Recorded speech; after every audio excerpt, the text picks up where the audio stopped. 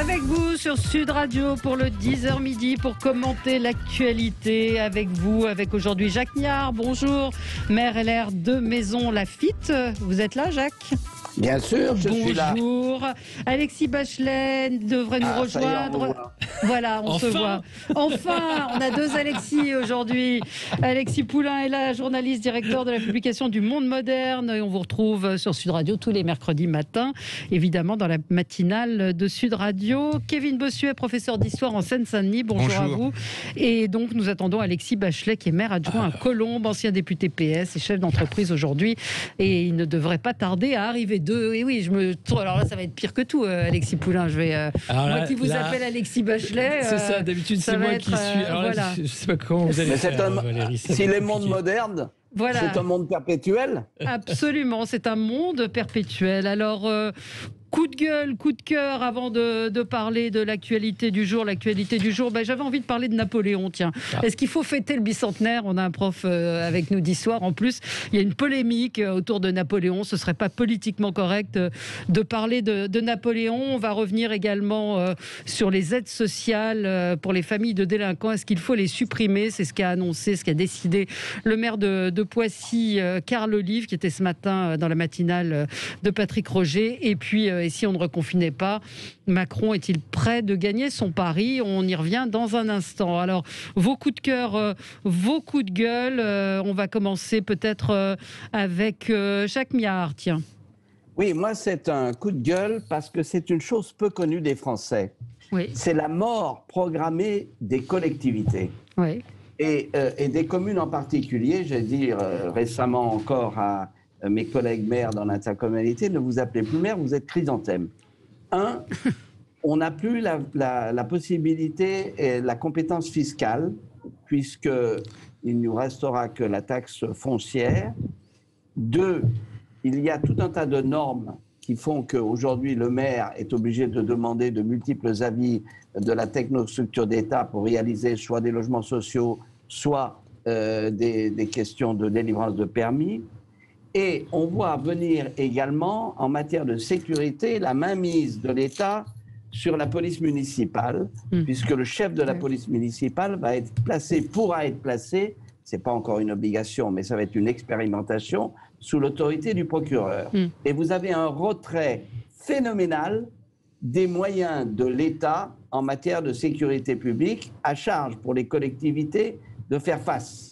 Et donc, la totalité de ce système qui est actuellement en train de se faire, où vous avez la technostructure qui prend le contrôle des collectivités sur le plan financier, par les normes et par la possibilité d'imposer tout un tas de choses aux collectivités, vous n'avez plus la libre administration des communes. C'est extrêmement grave parce que j'ai toujours dit que le maire et la ville, c'est le premier guichet de l'administration avec un grand A.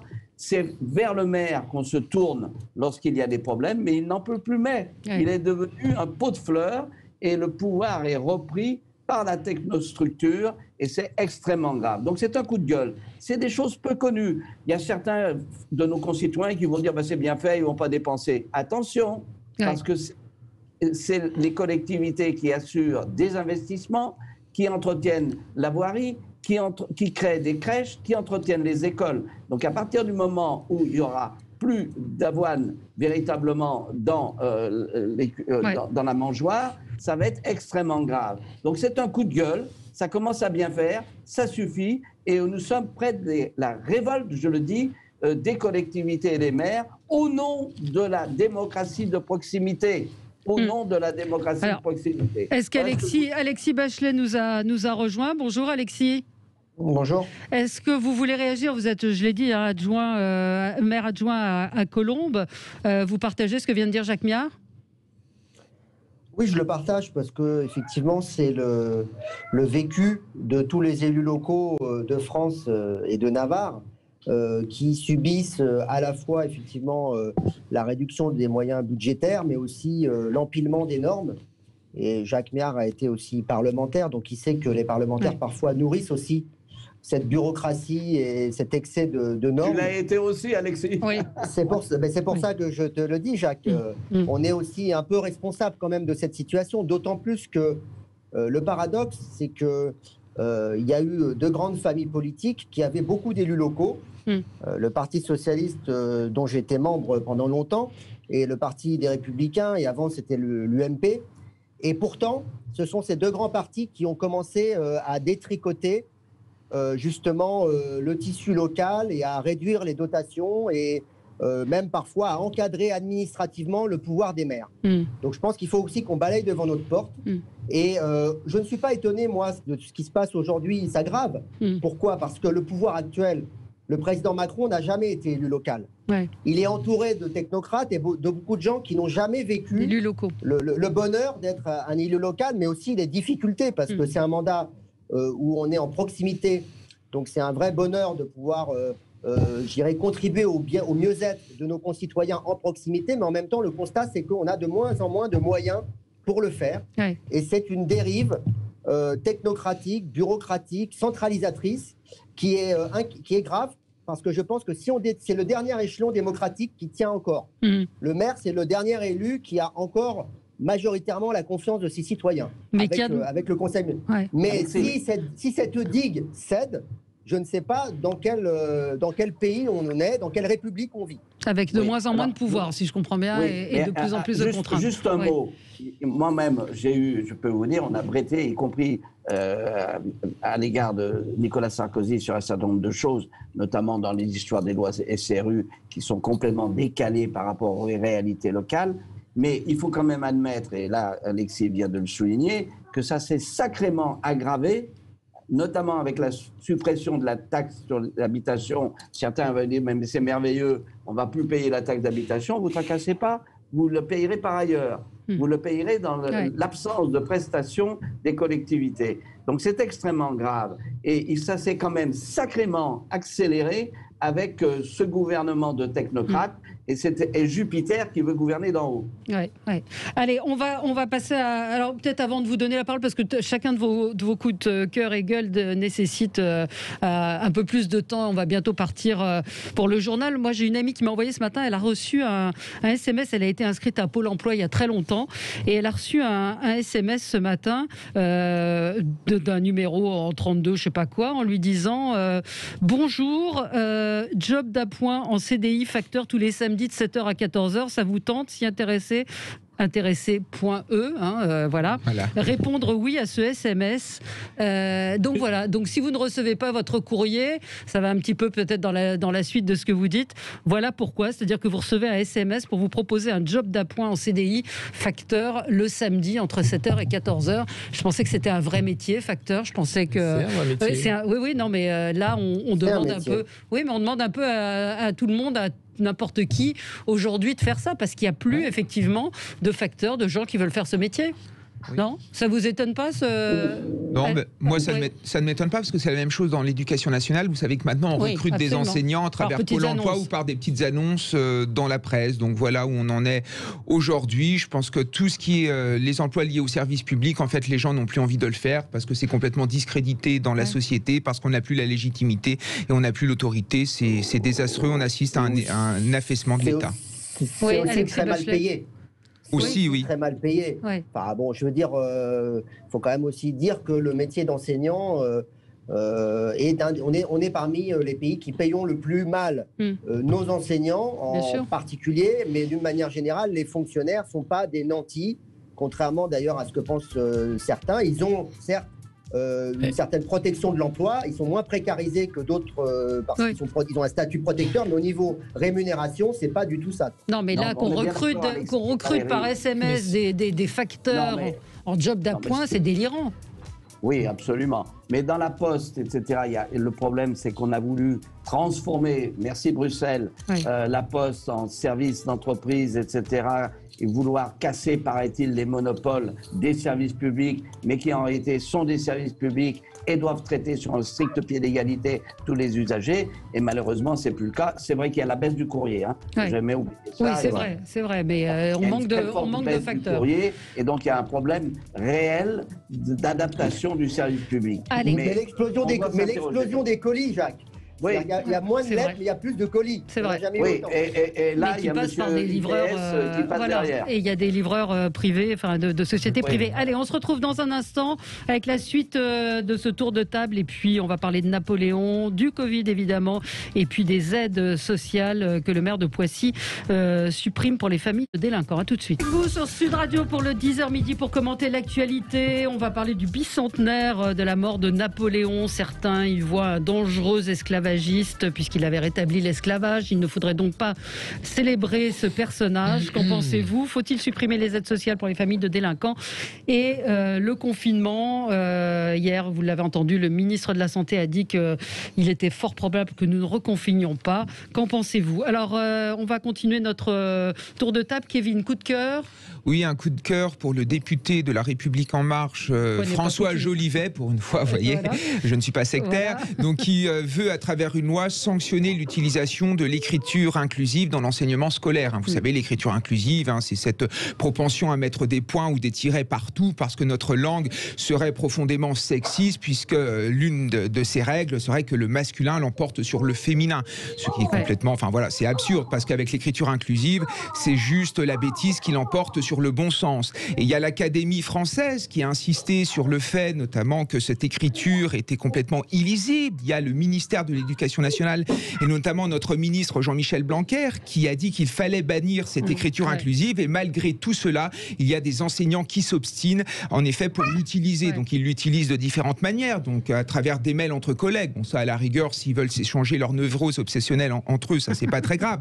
Mais le pire, c'est qu'ils l'utilisent au sein de la classe, voire même ils l'enseignent. Il y a même aujourd'hui des manuels scolaires avec de l'écriture inclusive. C'est profondément, si vous voulez, scandaleux. C'est scandaleux parce que, si vous voulez, l'écriture inclusive, c'est tout simplement idéologique. C'est transformer finalement l'espace classe en un meeting politique, et moi je trouve ça désastreux. Et c'est surtout aussi désastreux pour l'apprentissage de la lecture, de l'écriture, notamment vis-à-vis des élèves qui sont déjà les plus en difficulté, qui ont des problèmes de dysphasie, de dyspraxie, etc. Donc moi je crois qu'au moment où on discute à l'Assemblée nationale d'un projet de loi sur le séparatisme, il faut aussi s'emparer de cette question, parce que pour moi l'identité de la France, c'est aussi sa langue française, et la remettre en question, c'est pour moi une forme de séparatisme. Donc luttons contre cette écriture inclusive qui est en train de contaminer toute notre société, et c'est inacceptable. Je pense que vous allez avoir un fervent partisan à la personne de Jacques Miard qui défend la langue française. Oui, bien sûr. Et je regrette, si j'avais su, c'est moi qui aurais poussé ce coup de gueule,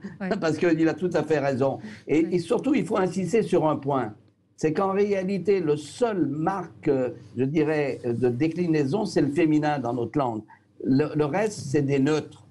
Ce n'est pas du masculin, c'est un neutre. Et la seule marque du sexe, c'est le féminin. Donc les femmes, pardon de le dire, sont très avantagées par la langue française, et tout le reste, c'est du charabia pour, je dirais, féministe, militante, décadente. Voilà. Pardon, très bien. C'est dit, mais ce que j'arrive pas à comprendre, c'est qu'effectivement la République, enfin le ministre de l'Éducation dit on n'en veut pas, et que l'université de Nanterre, certains enseignants disent je n'accepte aucun devoir qui ne serait pas en langue inclusive. Je vais vous dire, Jacques Miard. Comme disait Zola, la règle dans la langue, c'est le gueuloir. C'est-à-dire que c'est très simple. Si c'est adopté par le peuple, eh bien, c'est nous qui aurons tort. Mais je suis convaincu que la majorité des Français et l'exercice de la langue va bannir cette espèce de foucade et cette espèce de mode dérisoire. Oui, Alexis, mais vous savez qu'aux États-Unis, il y a des... C'est sur les pronoms, c'est-à-dire qu'on ne dit plus he, she, on dit oui pour ne pas qu'il y ait de sexualisation de la personne. Enfin, les Américains, je veux dire, c'est une des nations qui n'existera certainement plus dans quelques années. Alors, c'est pas la peine de... J'en suis pas sûr, mais bon, Alexis Bachelet, l'écriture inclusive. Je trouve qu'on en a trop parlé là. D'accord, bon, ok, on en a trop parlé. Alexis Poulain aussi. On en a trop parlé, point E. Non, mais. Point EES. Non, ça a été. Ça fait partie de ces luttes qui n'en sont pas, en fait, ou qui sont des chiffons rouges. pour essayer de faire entrer une idéologie effectivement anglo-saxonne sur le communautarisme qui n'a rien à faire dans la langue et qui trouve un écho. C'est ça qui est surprenant en fait. Qu'est-ce qui fait que finalement des gens se disent tiens, ça va faire un bon business, tiens, on va essayer de s'y engouffrer, parce que c'est majoritairement utilisé par des politiques à des fins politiques, c'est pas utilisé par des gens. On n'utilise pas l'écriture inclusive naturellement, enfin c'est rare. Ça vient bien sûr en tête, mais ça fait partie de ces luttes qui sont des luttes à des fins mercantiles, j'ai envie de dire. C'est le cas, par exemple, de l'égalité homme-femme, qui est une lutte noble dans le travail et qu'il faut faire. Mais quand on voit la façon dont c'est mené, les grandes corporations qui l'utilisent, c'est un argument marketing. La fille de Klaus Schwab, le patron de Davos, qui a maintenant est en train de faire tout un pan de Davos sur cette égalité homme-femme. Et c'est un business. Et c'est terrible de voir que ce qui devrait être une lutte humaniste, politique et sociale, est devenu pour beaucoup, et beaucoup trop, soit du marketing, soit un business personnel. Voilà, ça m'insupporte. Allez, on va passer au coup de cœur. Oh, je vous aurais bien fait quand même l'Opéra de Paris qui a décidé hier de recruter un référent diversité, comme l'a fait le Metropolitan Opera de New York, et d'interdire, je ne sais pas si ça a été pris à Paris, mais de ne plus jouer le Lac des Cygnes, parce que les cygnes ne peuvent pas être noirs, donc c'est discriminant. C'est pas vrai. Si. Donc c'est pour ça que vous dites, je ne suis pas sûr, cher Jacques Niard, que les États-Unis disparaissent. Je pense plutôt que c'est une tendance très forte. Je vais vous dire exact. Non, mais méfiez-vous. Ils ne fêteront pas leur tricentenaire. Je vous le dis. Nous ne serons pas là pour le voir. Non, mais c'est scandaleux. Je peux vous dire qu'il y a une poussée séparatiste, c'est le cas de le dire aux États-Unis. Vous savez que l'espagnol est plus parlé dans un certain nombre du Sud qu'il est parlé que l'anglais l'est. Et donc ça, vous savez, c'est une nouvelle Belgique. Alexis Bachelet, un coup de cœur. Oui, parce que on entend beaucoup de choses sur les vaccins et les difficultés de la campagne vaccinale française et les vicissitudes des laboratoires français qui ont renoncé à produire un vaccin, made in France en tout cas, ne doivent pas cacher quand même la prouesse scientifique que représente le fait d'avoir produit en moins d'un an plusieurs vaccins. Donc c'est pas un cocorico, je m'excuse Jacques. Non, sûrement pas. Mais je t'en prie. À l'échelle d'une pandémie mondiale, on peut quand même considérer que c'est d'un point de vue, si on est attaché au progrès, à la science, et qu'on pense qu'on arrive quand même en tant qu'espèce humaine à réagir à des situations de crise graves comme celles que nous vivons, je pense qu'on peut se dire que c'est quand même un succès et à saluer le fait d'avoir réussi. Et moi, je sais que pour avoir, comme tout le monde, recherché un petit peu l'histoire des vaccins et notamment des vaccins contre les coronavirus, ça n'est jamais arrivé qu'on découvre un vaccin aussi rapidement. Et même au début de la pandémie, il y avait beaucoup de spécialistes d'épidémiologistes qui disaient qu'il faudrait au moins 1 an et demi, voire 2 ans. Et finalement, on s'aperçoit que dès la fin de l'année dernière, on avait des vaccins. Alors après, il reste à vérifier s'ils fonctionnent. On voit bien qu'il y a des débats autour de certains vaccins qui fonctionneraient moins bien que d'autres, plus effectivement la question des variants.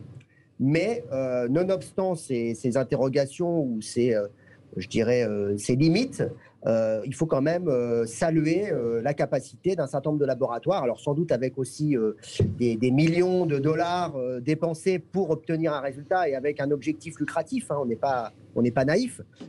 On sait que ces vaccins, ils sont vendus, ils ne sont pas donnés, ils ne sont pas gratuits. Mais quand même, c'est une réalité de la capacité qu'ont eu les scientifiques de la planète, dans certains pays, à trouver rapidement un vaccin. Oui, c'est sûr qu'on peut... Alexis, il faut ajouter quelque chose.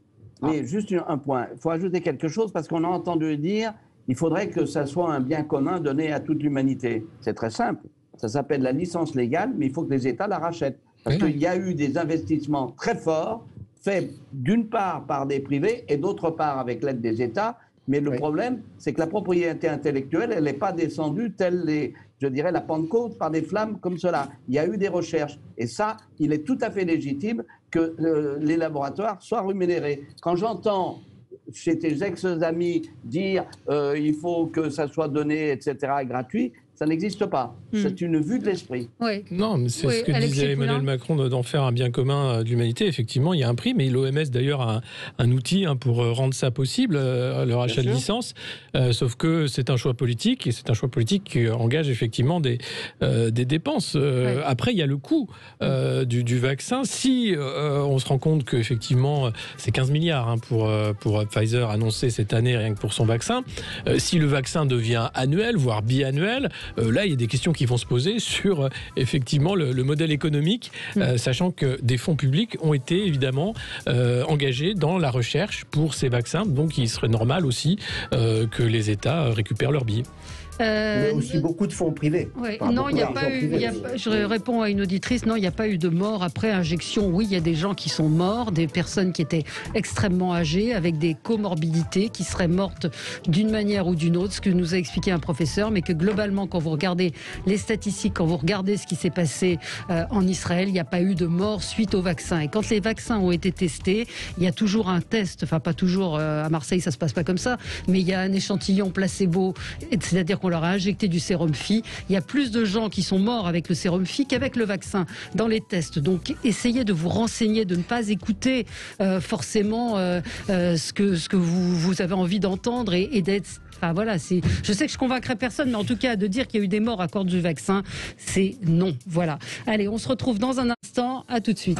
Avec vous sur Sud Radio pour le 10h midi, avec Jacques Miard, Kevin Bossuet, Alexis Poulain et Alexis Bachelet. Alexis Poulain, on ne vous a pas entendu. Coup de gueule. Oui, moi, mon coup de gueule, c'était sur le clientélisme de certains élus locaux. On parlait des élus locaux tout à l'heure qui font un travail formidable, mais il y en a certains qui ont fait le lit de l'islam politique. Et c'est le cas notamment de Pierre Bédier, qui est dans les Yvelines, au Conseil général, et qui a financé pas mal de mosquées traditionnalistes, 3 fédérations. Ça veut dire notamment. Quoi, financer qui a donné des fonds pour pouvoir faire ces mosquées et aider notamment des fédérations. Mais c'est pas interdit de financer des mosquées avec des fonds publics. Il a aidé des fédérations qui ont ensuite pu faire construire. Et ces 3 fédérations donc, qui ont refusé de signer la charte des imams, qui a été adoptée le 17 janvier avec le Conseil français du culte musulman. Une qui s'appelle Foi et Pratique, et 2 qui sont affiliés au régime turc d'Erdogan, le comité de coordination des musulmans turcs de France et la confédération islamique Millî Görüs. Et ceux-là ont refusé, disant que l'article 3 sur le prosélytisme abusif, non, ils n'étaient pas d'accord. L'article 7 sur la lutte contre les superstitions, ils n'étaient pas d'accord. Ou encore sur l'ouverture pour les convictions religieuses, c'était pas d'accord. Ou l'homophobie. Voilà. Et ça, vous avez Pierre Bédier, donc cet élu LR, qui lui a laissé faire. Et le seul qui a dénoncé ce clientélisme était le président de la mosquée de Mantes-Sud, à Mantes-la-Jolie, Abdelaziz El Jaouri, qui a dénoncé ce système clientéliste et qui s'est fait montrer du doigt par les autres. Donc il y a un vrai problème. Au-delà de ce qu'on dit de l'islam politique, de la coordination, ou du moins le laisser-faire, ou l'utilisation des fins politiques par certains élus locaux de cette force réelle dans les quartiers, qui fait qu'on en arrive à avoir des débats sur Trapp, sur le sécessionnisme, etc. Et donc il faut pas éviter ce débat. Je pense qu'il est important. Les voix, c'est pas à n'importe quel prix. Et quand on voit que ça retourne de cette façon-là, quand le débat devient national, on se rend compte évidemment de l'ampleur du gouffre par rapport aux valeurs de la République. Là, je ne vois pas comment on peut se défendre un Pierre Bédier face à ça, sachant que son parti, par ailleurs, essaye de faire la part belle à la lutte contre l'islam radical. Donc il faut... Kevin, oui, c'est vrai qu'on parle souvent d'islamo-gauchisme, mais aussi un islamo-droitisme, parce que quand on est évidemment dans ces banlieues, il y a un électorat très important de la communauté musulmane, et que l'on soit de gauche ou que l'on soit de droite, évidemment, on essaye de séduire ce pan de l'électorat. Et de manière plus générale, ce qu'il y a de dramatique à travers ces élus de la République, c'est qu'ils représentent l'État, ils représentent la République, et ils donnent une forme de légitimité à toutes ces formes de séparatisme, à toutes ces formes d'islamisme, et j'ai l'impression que dans nos banlieues, finalement, c'est la courroie de transmission entre finalement les associations islamistes, entre les mosquées, et puis finalement les services publics, etc. etc. Moi, je le vois où j'enseigne, si vous voulez, ou en Seine-Saint-Denis, où vous avez quand même des élus qui, devant les caméras, tiennent des propos profondément républicains, et puis quand les caméras sont éteintes, finalement, ils sont là en train de dire que l'antisionisme, ce n'est pas si mal que ça, et que les revendications identitaires et communautaristes, on peut les entendre. Bref, ces gens sont censés représenter la République alors qu'ils détruisent ses valeurs. Alors, on a deux élus avec nous. Alexis Bachelet, sur ce qui vient d'être dit. Je crois que Alexis Poulain fait écho à une brève du Canard enchaîné. Oui, absolument. C'était dans le Canard enchaîné aujourd'hui.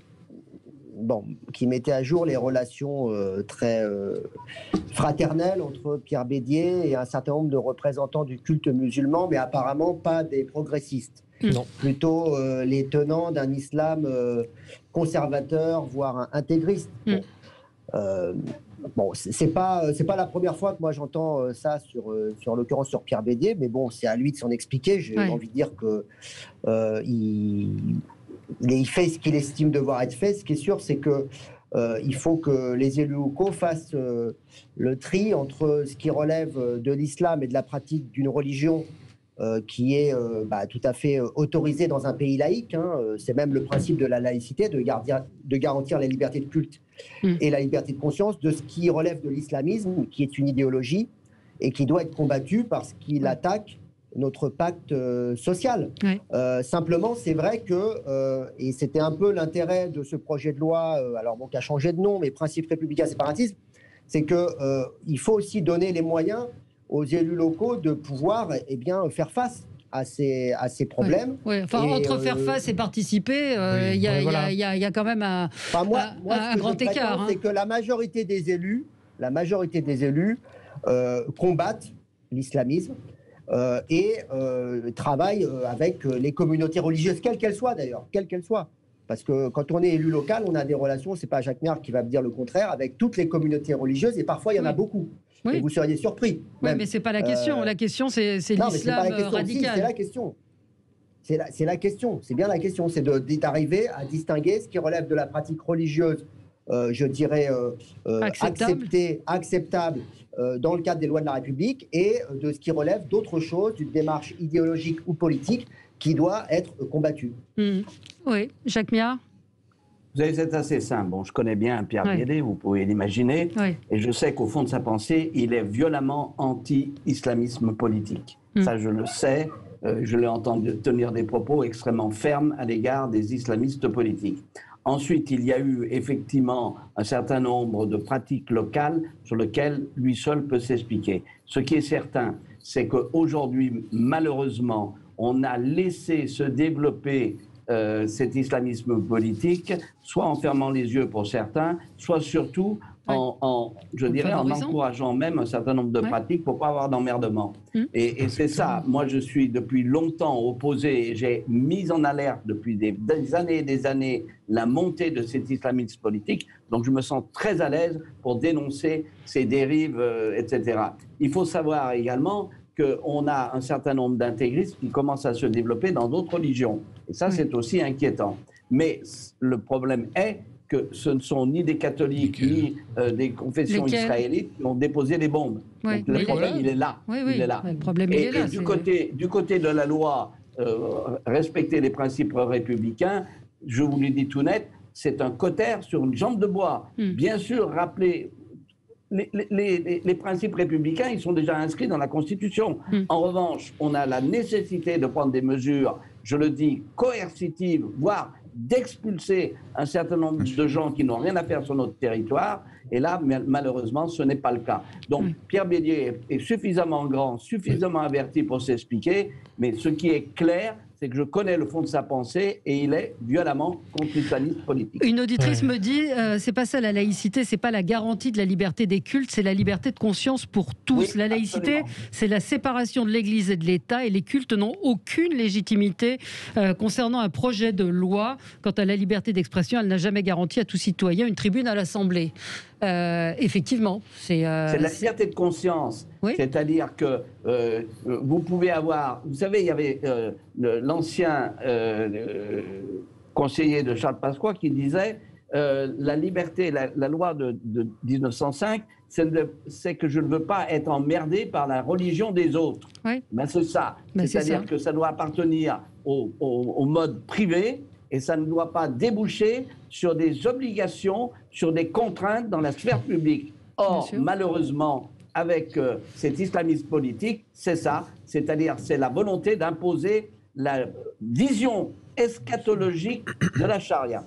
Oui, absolument. Oui, tout à fait, c'est le problème, bien sûr, avec des élus parfois inconscients, parfois méconnaisseurs de l'influence extérieure aussi, parce que derrière, c'est pas rien d'avoir des fédérations proches du pouvoir turc, ça en dit long sur la volonté de déstabilisation du pays, et on laisse faire. Et quand c'est pas la Turquie, c'est le Qatar, l'Arabie Saoudite ou les États-Unis parfois, qui ont utilisé certaines fondations pour faire monter le communautarisme dans les quartiers. Donc, et puis oui, le cynisme aussi des politiques qui voient aussi une façon assez opportune de se faire élire. Oui, c'est pour ça qu'il faut aller plus loin. Donc moi, je suis d'accord avec la loi sur le séparatisme, mais simplement, je trouve que cette loi ne va pas assez loin. Moi, je trouve qu'il y a un modèle de lutte contre l'islamisme en Europe. C'est ce qu'est en train de faire le chancelier Sébastien Kurz en Autriche, qui souhaite notamment faire de l'islam politique un délit pénal, qui souhaite notamment couper toutes les aides sociales à ceux qui ont été condamnés pour terroristes.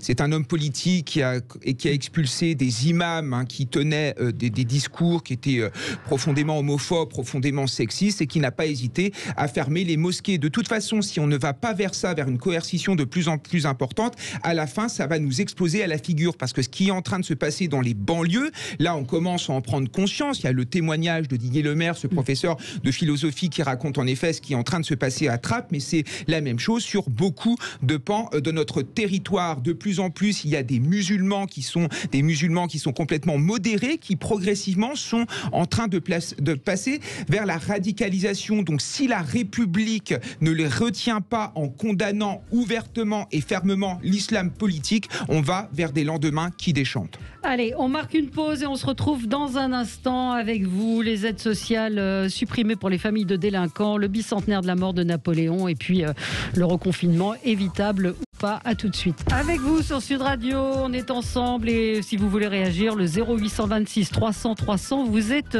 ouvert. Parlons donc de cette annonce qui a été faite par Pierre Bédier hier de supprimer les allocations familiales. C'était pas Pierre Bédier. C'est Carl Olive. C'est Carl Olive. Oh là là là là là. Je suis perturbée. Il était à l'antenne tout à l'heure. Voilà, Carl Olive, il était ce matin effectivement dans la matinale de Sud Radio. Il était également hier chez Cyril Hanouna. On va vous passer un petit extrait de ce qu'il disait. Quel message on envoie à l'immense majorité de cette population, que je vais aller verbaliser avec les policiers municipaux demain sur du stationnement. Ils vont me dire, mais arrêtez de jouer de la trompette, vous êtes incapable de pouvoir surveiller ces jeunes à qui vous offrez, et tant mieux parce qu'on l'assume, parce que ça se passe très bien, on offre des aides qui sont facultatives. Mais encore une fois, ce n'est pas un chèque en blanc. Et moi, je ne veux pas rester les bras croisés. Voilà.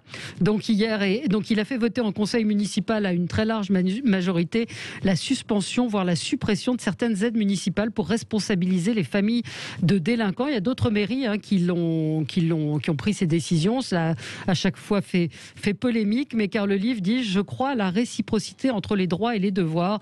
Aujourd'hui, un mineur entre 12 et 17 ans qui fait une infraction avérée de graffiti, qui vient délabrer des abribus et qui est retrouvé, eh bien nous lui suspendons ou supprimons les aides communales. » Alors il a bien précisé que ça ne concernait pas la cantine ni un certain nombre d'aides indispensables. Alors est-ce que c'est une responsabilité ? Le débat il est toujours le même, double peine ou responsabilisation. Peut-être le maire que vous êtes, Jacques Miard, a un avis. C'est assez simple. Bon, Carl Olive a fait un coup de trompette, comme il vient de dire d'ailleurs, en faveur d'un certain nombre de suppressions d'aides qu'effectivement, il n'y a pas besoin de faire voter au conseil municipal. Parce qu'un gamin qui va casser des abribus et qui bénéficierait d'une bourse communale, je peux vous dire que la bourse communale, on n'a pas besoin, on va immédiatement l'arrêter, et c'est évident. Donc, ce n'est pas la peine de... Bon, parce qu'au passage, il n'a en main ni les allocations familiales, tout un tas d'autres aides, ni le RSA. Donc, c'est très limité. Ouais. Donc c'est un coup de com', c'est ce que vous êtes en train de dire. Il n'a pas le tort sur les droits et les devoirs. Mais il est évident que c'est un problème également. Je rappelle que les allocations familiales, elles peuvent concerner aussi l'ensemble de la famille où il y a un certain nombre d'autres mineurs qui ne sont pas des délinquants. Donc, ce n'est pas aussi évident que ça. Mais en revanche, où il y a un problème aujourd'hui avec la délinquance des mineurs, c'est sur la sanction. Oui. Et la sanction, elle n'est pas là. Et moi, j'ai toujours proposé qu'il y a un moment, c'est pas la prison parce qu'ils sortent pire qu'ils sont rentrés, ce sont des équipes, des jeunes en équipe de travail, c'est-à-dire une discipline militaire, hein, je le dis comme je le pense, qui avait fonctionné avec Braque de la Perrière, et il est temps de rétablir ce genre de, je dirais, d'unité où on va recaler ces gamins qui vont à la dérive. Oui. Et il faut vous avez raison de le préciser parce qu'on a l'impression que ce sont les allocations familiales. Non, en aucun cas, ça ne concerne les allocations familiales. Non, ce sont les aides. Un coup de trompette sur ces bourses communales. Les accès aux loisirs et les bourses accordées à certains collégiens et lycéens, ça représente entre 100 et 400 euros mensuels par élève. Mais c'est vrai que ce ne sont pas les allocations familiales, ni le RSA, ni tout aide au logement, enfin il faut le préciser. Mais aussi. il a raison sur la nécessité des obligations et des devoirs. Et de concerner. Voilà. C'est là où il y a un problème, mais qui dépasse largement la gestion communale. Oui, c'est vraiment pour remettre le dossier sur la table, parce que faudrait que les gens qui crachent à longueur de journée sur ce pays se rendent compte de la chance qu'on a d'être en France, malgré qu'on dit, on a le droit d'être critique, mais on est un des rares pays à avoir fait le choix de la redistribution, justement pour aider les plus démunis, pour faire que la devise égalitaire, l'égalité qui est au fronton des mairies, soit quand même quelque part incarnée dans les choix des politiques publiques. Et c'est pas rien. C'est-à-dire que sur l'ensemble des dépenses publiques, le social occupe une large part de la redistribution. Et donc au niveau municipal, c'est le cas, au niveau national aussi, et derrière, on a l'impression que c'est un dû. Finalement, c'est comme ça. Qu'il n'y a pas de devoir par rapport à ça, que entre ceux qui échappent à l'impôt en allant au Luxembourg, en disant moi je ne vais pas payer ça, et ceux qui finalement en profitent en disant mais j'en ai rien à foutre de ce pays, je vais aller casser les abribus, je vais aller faire des trucs. C'est pas la même délinquance, mais c'est du même principe de non-respect de ce pays, qui essaye difficilement, avec les petits moyens qu'il a, de faire vivre la devise liberté, égalité, fraternité. Et ça, c'est quoi ? C'est déjà trop tard quand on arrive à couper les aides. C'est aussi toute une éducation qui est écroulée à l'école, puisqu'on n'apprend plus ces valeurs, quasiment plus. On va parler de l'histoire, mais c'est important l'histoire. C'est au sein de la cellule familiale où finalement les parents ne font plus le boulot, ils savent plus ce que c'est qu'être parent. C'est au sein de. La question, c'est est-ce qu'en les pénalisant c'est déjà trop tard en fait. Je pense que oui, il faut avoir ce débat, mais le débat c'est pourquoi on en arrive là. Pourquoi les gens sont aussi peu redevables de ce qu'est la France ? Pourquoi ils s'en foutent et pourquoi ils y crachent dessus à longueur de journée ? Ça, c'est le vrai problème. Kevin ? Oui, je pense que dans une société civilisée, on a des droits, mais aussi des devoirs. Quand on reçoit autant d'aides sociale, la moindre des choses, c'est évidemment d'avoir du respect vis-à-vis de l'État qui donne ces aides sociales et du respect vis-à-vis de pays qui les donnent. Par exemple, Assa Traoré, qui passe son temps à cracher sur la France et qui a vécu pendant plusieurs mois sur notre système de protection sociale. Moi, c'est quelque chose qui n'est pas acceptable. Et puis, de manière générale, en termes d'éducation, moi, en tant qu'enseignant, je le vois.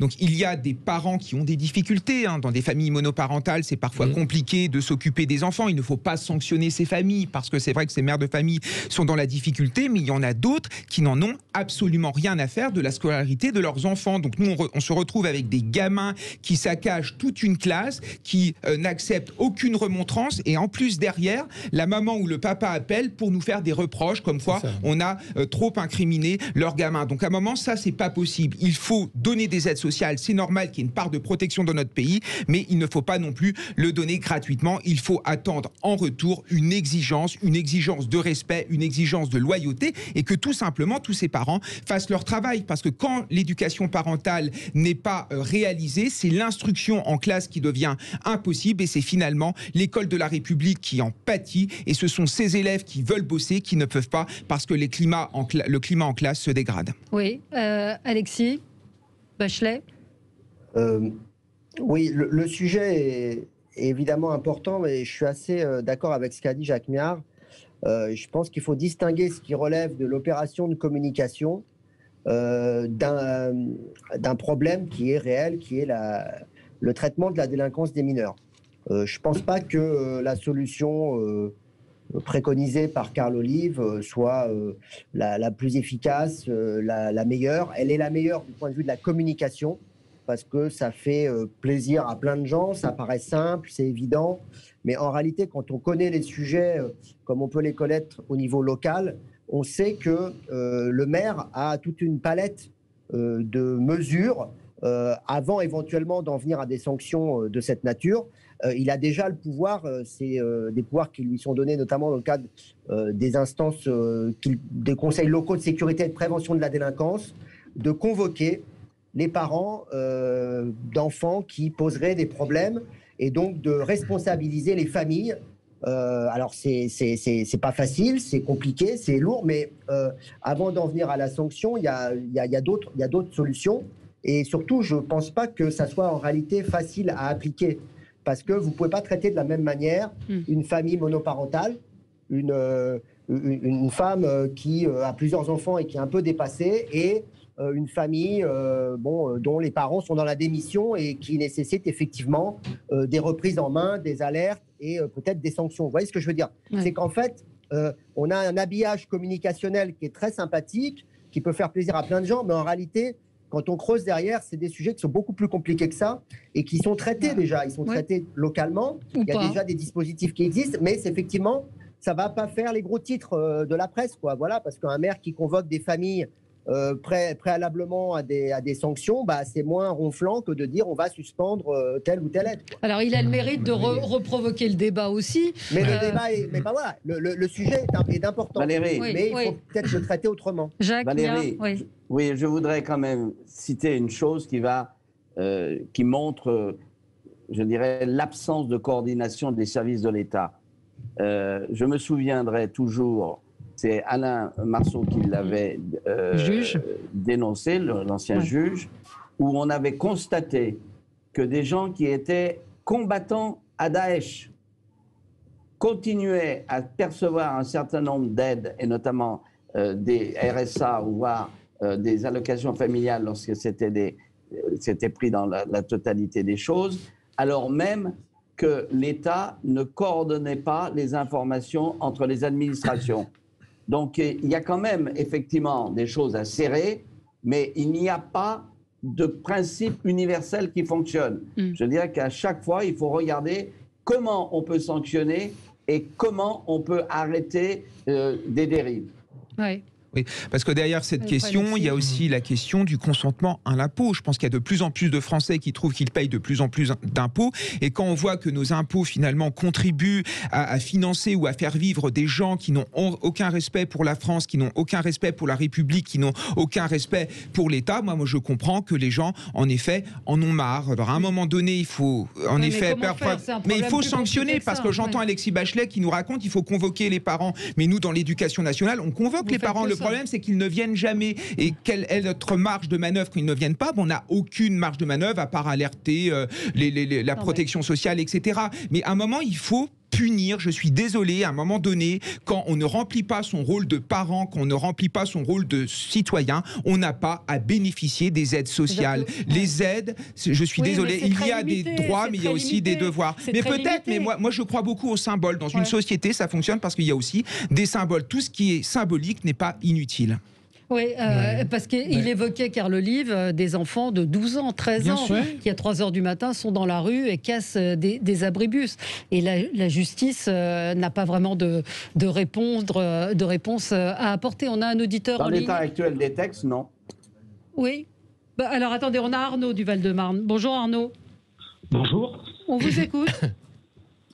Bien, merci de me prendre à l'antenne. Non, je suis assez étonné qu'on parle de ces sujets-là. C'est des sujets qui sont très anciens et pour lesquels l'État français, enfin l'État et surtout les élites, n'ont pas fait grand-chose. J'en veux pour preuve que M. Sarkozy, à l'époque président de la République, avait dit « on va nettoyer les banlieues ». À coup de Karcher, et que rien n'a été fait. Donc c'est un problème extrêmement ancien, c'est un problème que l'on a rendu aujourd'hui possible parce que nous avons laissé faire le terreau un petit peu de cette catégorie de personnes au sein même de la France. Premièrement, vous l'avez très bien expliqué sur des aspects judiciaires, mais également sur des aspects frontaliers. Nous ne sommes plus capables de protéger nos frontières, nous ne sommes plus capables de faire un tas de choses et de décider en pleine conscience, et j'insiste bien sur le terme en pleine conscience politique de ce qu'il faut faire pour protéger le pays. Et ça, c'est un état qui dure depuis très très longtemps. Donc je pense que le phénomène n'est pas nouveau. Le phénomène est là depuis très longtemps. Et j'en profite un petit peu aussi pour pousser un petit coup de gueule. Je m'excuse, mais je suis très étonné aujourd'hui que les médias prennent cette affaire, parce que c'est une affaire qui remonte enfin, le problème de la suppression des aides sociales, c'est une affaire qui vient se greffer sur l'affaire de Monsieur le maire, Absolument. le professeur de philosophie. Je suis très surpris, et je voudrais quand même porter un petit coup de gueule sur tout cet aspect, je m'excuse, mais journaliste. Ouais. Il y a, pendant 30 ans, chaque fois qu'on évoquait ce problème-là, chaque fois que ça a été mis sur la table, chaque fois qu'on a voulu le débattre, que ça soit au sein de la population via des débats, au sein de débats télévisés ou via avec des hommes politiques, chaque fois, il y a une opposition qui s'est faite, ça a été « mais vous ne pouvez pas dire ça, ça fait le jeu du Front National ». Et aujourd'hui, ces mêmes journalistes, et je prends toute la classe journalistique, c'est pas vous personnellement, je prends tout le monde, toute la classe journalistique, aujourd'hui retourne sa veste. Nous avons exactement, et je fais le lien avec, je parlais des frontières tout à l'heure, je fais le lien avec l'Union européenne. Je m'excuse, c'est très important. J'y avais hier à l'émission de M. Berkoff, je ne sais plus qui était l'invité, Olivier Derwex, je n'ai pas bien retenu son nom, qui remettait en cause l'Union européenne. Eh bien, aujourd'hui, nous sommes exactement dans la même situation. C'est-à-dire que chaque fois que l'on expliquait un petit peu que l'Union européenne était un danger pour la souveraineté de la France, eh bien, à chaque fois, il y a eu le discours « mais vous êtes souverainiste, vous êtes complotiste, vous êtes ceci, vous êtes cela ». Eh bien, nous sommes actuellement dans la même situation. Et tous les gens qui ont voulu opposer des arguments plus ou moins fallacieux à des personnes qui essayaient de mettre sur la table un discours, non pas un discours, mais une problématique sur laquelle il fallait discuter, tous ces gens-là ont fait une levée de bouclier en disant « vous êtes du Front National ou vous êtes complotiste ». Et j'écoutais encore ce matin chez vos confrères sur Les Grandes Gueules sur RMC, il y avait quelqu'un qui disait très justement « il n'est plus possible de faire valoir le fait d'être français ». Il n'y a que le Rassemblement national qui a la possibilité de mettre le drapeau français et d'agiter le drapeau français. Je pense pas. Merci de votre appel, Arnaud. Alors, il y avait des bonnes choses. Oui, il y a des choses. Alors, attendez, vous allez lui répondre dans un instant. On marque une pause et on y revient dans un instant. À tout de suite. Avec vous sur Sud Radio jusqu'à midi. Vous voyez, le coup de téléphone d'Arnaud génère une réaction d'une auditrice qui dit « propagande FN, je lis ». C'est ça qui est dingue. Déjà, on ne peut pas réserver au Front National, au Rassemblement National, le fait d'être fier d'être français. C'est faux. Et d'ailleurs, je pense que c'est un constat qui se base sur rien. Il y a beaucoup de Français qui sont très fiers d'être français, point. Et ça n'empêche pas d'être pour un voisinage européen qui se passe bien, d'être ouvert au monde. Mais on peut être fier de son pays. Ça, c'est la première chose.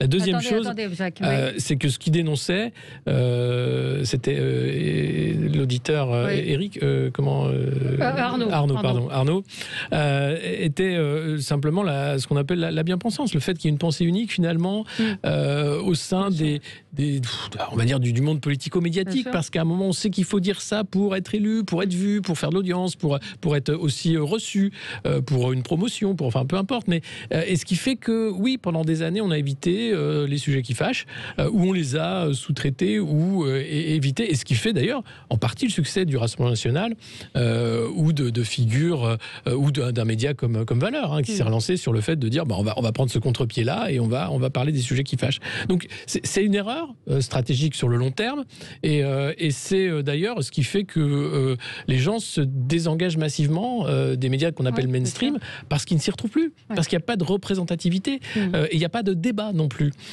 Et quand vous écoutez les matinales de certaines radios, c'est vrai que c'est de la propagande. Vous avez un membre du gouvernement invité qui est là pour dérouler sa propagande, sans contradiction. Et ça, c'est ce qui fait le dégoût assez large. Mais je crois que ces sujets-là ont toujours été portés par certains journalistes, par certains médias. Il ne faut pas faire le tous pourri dans les médias comme le tous pourri en politique, c'est pas vrai. Il a raison, mais certains sujets étaient totalement tabous dans les médias il y a quelques années, et que là, effectivement, cette parole est différente. Jacques Miard. Oui, alors qu'il y ait des médias ou des radios Pravda dans ce pays, c'est évident. Parce que payés par nos impôts, pardon. Je dois dire que je ne les rate pas particulièrement. Mais ce qui est certain, c'est qu'en réalité, bon, l'Union européenne est en crise, totale crise, et on en sortira, ça va durer encore 10 ans, parce qu'il y a des gens qui nient cette réalité. Et dans l'histoire des contrôles des frontières, c'est très simple. On a confondu la liberté de circulation avec l'absence totale de contrôle, ce qui est une erreur monumentale. Et donc on voit bien que même ce gouvernement est en train de vouloir y revenir, c'est tout dire. Mais ce qui est clair, c'est qu'il ne faut pas croire qu'on va sortir. Les gens qui prônent la sortie de l'Union européenne, c'est une imbécilité notoire. On a toujours fait, comme disait Talleyrand, la politique de sa géographie. Et la géographie, c'est que nous avons des voisins et qu'il faut coopérer. Maintenant, ça ne veut pas dire qu'on doit être intégré. C'est différent. Parce qu'aujourd'hui, on a un problème réel, l'absence. On est plus intégré en termes de perte de compétences que les États-Unis. Et donc, il nous faut retrouver de la subsidiarité, sinon l'Union européenne va mourir par, je dirais, obésité. Et c'est malheureusement le chemin qu'elle prend aujourd'hui. Alexis. C'est un autre débat, mais l'Union européenne, elle est condamnée aujourd'hui par les traités. L'incapacité de s'organiser par les traités, le fait que l'Union européenne demande à la France de démanteler EDF plutôt que de faire un champion d'énergie européen, c'est ridicule et c'est scandaleux. Ou encore des partenaires européens qui, d'un côté, les Français vendent des Rafales à la Grèce et de l'autre côté, les Allemands vendent des sous-marins à la Turquie. C'est beau l'Europe. Absolument. Non, Alexis. Ça n'existe pas. Et vous avez tout à fait raison, c'est qu'en réalité, c'est une vision ultra-libérale qui a été sanctionnée, qui a été actée par Maastricht et qui est devenue obsolète. C'est aussi simple que ça. Alexis Poulain, Bachelet, pardon. Jusqu'au bout, je suis dit. Mais si vous voulez, on vous laisse. Hein. Voilà. On laisse Jacques et Alexis débattre. Non, allez-y, Alexis Bachelet. Comme ils sont plutôt d'accord, ça va bien se passer en plus. Justement, j'imagine que vous ne partagez pas forcément ce qui a été dit et par notre auditeur et par Alexis Poulain et Jacques Miard. Votre auditeur, il a fait un peu de propagande, donc il s'est dévoilé à la fin. Bon, il a le droit. Il a raison d'ailleurs. Aujourd'hui, il n'y a jamais eu autant d'écho et de prise de parole dans les médias, dans le monde médiatique. Il y a des gens, effectivement, ce qu'on peut appeler une forme de néoconservatisme qui, aujourd'hui, est devenu mainstream, enfin très à la mode, quoi. Bon. Tant mieux pour les gens qui portent ces idées-là, effectivement, on peut en débattre. Mais dans la limite, évidemment. Ces idées-là, ça sous-entend qu'il n'y a pas de réalité. Non, ça sous-entend qu'il y a aussi des visions idéologiques, voilà, de ce côté-là. Voilà, et que ce qui est dit n'est pas parole d'évangile non plus, parce que c'est Éric Zemmour qui le dit, ou parce que c'est d'autres qui ont pignon sur rue. Non, mais les problèmes dans les banlieues existaient, on n'avait pas le droit d'en parler, aujourd'hui on en parle. Mais les problèmes dans les banlieues, pardon, mais les premières émeutes aux Minguettes, ça date des années 80. Donc c'est pas nouveau non plus qu'il y a des quartiers où quand on concentre une misère, une population issue de l'immigration dans des quartiers où il y a 100% de logements sociaux et les logements sociaux les plus modestes, les plus pauvres, faut pas s'étonner, effectivement. Simplement, il y a eu des moments où on a mis un peu le couvercle sur la marmite. Bon, voilà, mais en réalité, la marmite, elle a déjà débordé il y a 30 ans et maintenant, effectivement, on se rend compte qu'il faut enrayer ces processus-là de désintégration de nos tissus et de certains territoires qui s'éloignent effectivement de la République. C'est pas... Mais de là... Si vous voulez, on peut dire, oui, ces problèmes-là, ils existent. Peut-être qu'on n'en a pas fait assez, peut-être qu'on n'a pas utilisé les bons. Mais de là à cautionner le discours des territoires perdus de la République, ou comme je l'ai entendu depuis 48 heures, le Trapistan. C'est-à-dire que moi, j'ai entendu des gens qui nous expliquaient que Trappes, c'était la banlieue de Kaboul. Bon, faut arrêter les conneries, quoi, quand même, à un moment donné. Ok, faut arrêter le délire. Il y a peut-être, et d'ailleurs, je tiens à marquer aussi ma sympathie vis-à-vis du maire Ali Rabeh, qui essaye de faire face quand même à un certain nombre de diffamations, de calomnies, de caricatures. Parce que lui, il habite dans sa ville, il sait ce qui s'y passe. Peut-être qu'il y a des choses sur lesquelles il n'a pas prise, il n'a pas la main. Mais quand on dit, par exemple, il n'y a pas de coiffeur mix à Trappes, il a apporté la démonstration qu'au centre-ville, c'était pas vrai. J'espère qu'il y aura des journalistes qui vont aller voir autrement qu'un matin à 9h avec des caméras de télé, avec des caméras de télé. Oui, mais 4, c'est pas 0. Oui, d'accord. Non, mais combien... Et en plus, je dois dire que Trappes, c'est pas un petit village de 200 habitants, il y a 30 000 habitants. Oui, justement. Je pense que laisser penser que la ville de Trappes serait réglée en coupe réglée par des islamistes, serait une sorte de ville où la charia s'appliquerait, etc. Là, on est loin quand même. Oui, mais attends, mais c'est pas bien. Ce qui ne veut pas dire qu'il n'y a pas des quartiers ou des secteurs de la vie où il y a des problèmes. Oui, mais voilà, le problème, c'est qu'on a des gens qui basculent dans la généralisation et qui jettent le bébé avec l'eau du bain. Ne fais pas une analyse marxiste de ce problème-là. C'est qu'en réalité, si, en disant c'est la pauvreté qui a engendré ça, c'est pas vrai. C'est qu'il y a des gens qui sont manipulés. Il ne faut pas nier que la misère sociale... Mais non, mais c'est un facteur. C'est un facteur. Oui, c'est un facteur. Mais ce sont des gens... Quand tu as affaire à une secte, tu peux employer tous les arguments rationnels, c'est peine perdue. Or, il y a des gens, effectivement, qui ont une vision eschatologique de leur destin et que tuer du mécréant, tuer de l'impie, ça leur permettra d'aller au paradis. Oui, il faut quand même dire que de Trappes sont partis le plus grand nombre d'hommes vers la Syrie, qu'il y a une synagogue qui a été brûlée en 2000. Et que la réalité aussi. Mais à Trappes, il y a aussi des gens qui en sont sortis, qui s'appellent Jamel Debbouze, qui s'appellent Mais personne ne dit le contraire. Et qui en sont partis. Qui n'ont rien à se reprocher, qui sont d'honnêtes citoyens, de bons républicains. Et qui en sont partis. Ce que je trouve vraiment dégoûtant, c'est de dire à Trappes, il n'y a que des islamistes ou que des... Non, c'est pas vrai. Non, personne n'a dit ça. L'enseignant a peut-être été... Quand vous parlez de Trappistan, mais personne parle de Trappistan, enfin... Mais bien sûr que si, on l'a entendu regardez, allumez votre télé, il y a des gens qui sont... non, je regarde pas la télé. Alors non, mais justement, voilà le problème. C'est de l'hystérisation du débat qui passe par la télévision en particulier. Mais c'est des choses qu'on a entendues. Mais c'est de l'hystérisation du débat, c'est pas du débat. C'est ça. Quand j'entends Alexis Bachelet, je comprends pourquoi les Français ne votent plus à gauche. On est dans un déni perpétuel sur les questions sécuritaires, sur les questions dans les banlieues. On met en avant que la question sociale, alors qu'il y a une part importante de la question identitaire. Moi, si vous voulez, j'en ai marre de me faire traiter de facho, tout simplement parce que je mets en avant des faits. Je mets en avant en effet qu'on ne peut plus enseigner la Shoah dans certains établissements scolaires, que les Juifs sont obligés de partir de la Seine-Saint-Denis, qu'il est très compliqué d'être homosexuel dans certains quartiers. Quand je dis ça, on me traite de facho, alors que tout simplement c'est la stricte vérité. Donc après, on peut faire ce que l'on veut de ces faits, mais simplement on ne peut pas les nier. Et puis pour en venir sur les territoires perdus de la République, puisqu'Alexis les a mentionnés, moi je suis désolé, Georges Bensoussan, c'est quelqu'un qui venait de la gauche, qui n'a fait que dénoncer l'antisémitisme, l'homophobie et le sexisme dans nos banlieues. Voilà, c'est quelqu'un qui a voulu alerter. Et ceux qui lui ont tapé dessus, ce sont les gens venus de la gauche parce qu'ils étaient dans un total déni et tout simplement parce que, électoralement parlant, ça ne leur fait pas plaisir qu'on mette cela en avant parce que leur terreau électoral, c'est le communautarisme. Voilà pourquoi la gauche est en train de crever dans ce pays. Et moi, j'ai envie de dire, pauvre Jean Jaurès, qu'ont-ils fait de ton parti?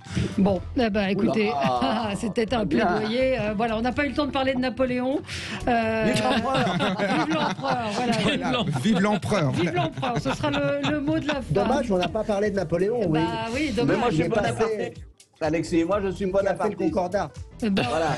Jacques Miard est bonapartiste, Alexis Bachelet, non. Alexis oui. Un bonapartiste, c'est un républicain, ne l'oubliez pas. Mais il faut célébrer Napoléon ou pas, oui ou non? Bien. Vous ne l'empêcherez pas, de toute façon. Il faut célébrer l'hisore de France. Voilà, exactement. Et toute l'histoire de France. Et ne pas revisiter avec, effectivement, la vision d'aujourd'hui. Allez, merci à tous les quatre. Très bonne journée à l'écoute de Sud Radio. Et on se retrouve... Et vive Valérie. Merci. Vous voulez que je termine avec une note humoristique? Un auditeur me dit à vérifier, mais à Marseille, une poissonnière aurait été traitée de députée. Elle porte plainte. Et elle a raison. C'est une bonne insulte. Merci à cet auditeur. Allez, on se retrouve demain. Bonne journée.